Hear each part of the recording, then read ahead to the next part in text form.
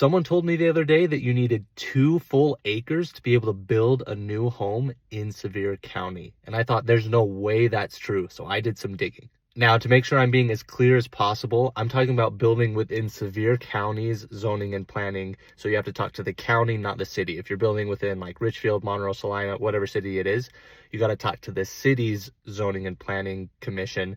We were looking at a property in the county, so we had to talk to the county's planning and zoning commission. So I called the county. I was talking to them about the building requirements, what it all would take to be able to build a new home. They talked to me about what it would be to drill a well, septic tank, have a percolation field for the septic tank, going through all these different variables of what requirements they have to be able to build a house.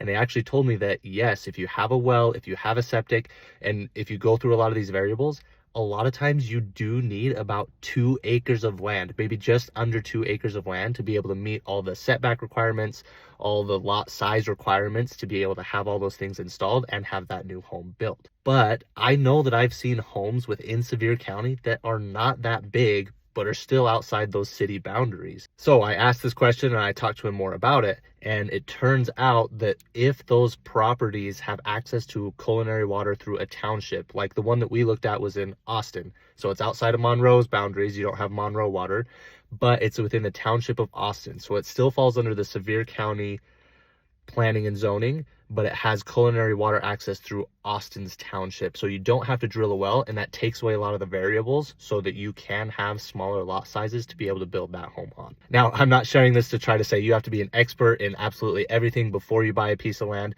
The process of buying the land is when you figure all these things out. So whether you're looking at land or the property that I looked at with my client, it had a home on it, but it had a big property. And so they were like, maybe I could subdivide it and either sell that land or build a new house on that land.